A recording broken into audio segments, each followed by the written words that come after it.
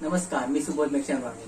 आज आपल्याला मी काही प्रकारचं नवीन प्रकारचं पदार्थ बनवत आहे.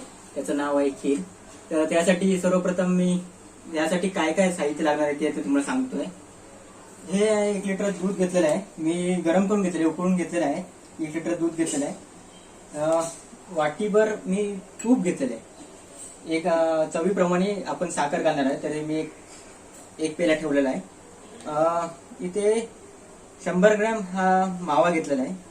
इथे नंतर काजूगर, बदाम, पिस्ता यांची पूड करून थोडीशी घेतलेली आहे, बारीक करून घेतलेली आहे. आणि ही थोडीशी वेलचीची पूड घेतलेली आहे. आणि हे ब्राऊन कलर शेवया.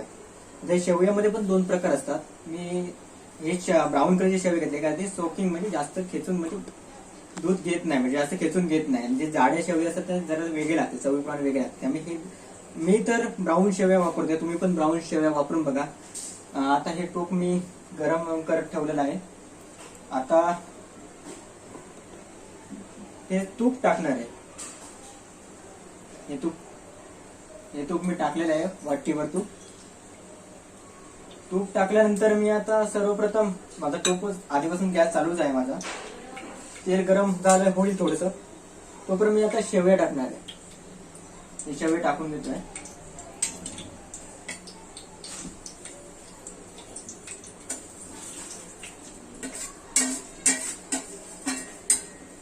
आता मी हे शेवया टाकलेले आहे आतमध्ये. आता मी परतून घेणार आहे.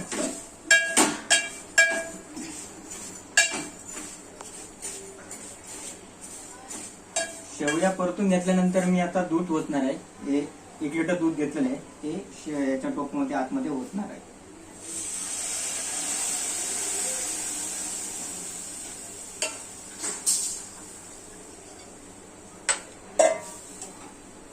थोडंसं मी ढवळून घेणार आहे.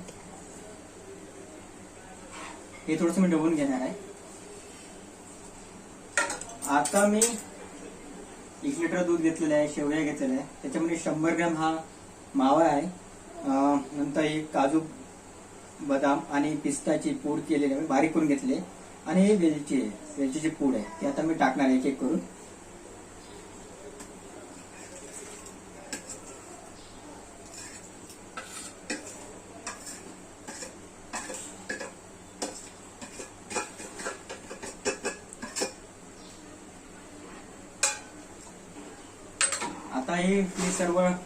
आता मी सर्व मटेरियल टाकलेलं आतमध्ये. आता थोडीशी उकळी याची मी वाट बघतोय.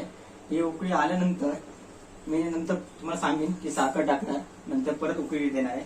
तोपर्यंत आता उकळी येईपर्यंत आपण जरा थांबूया.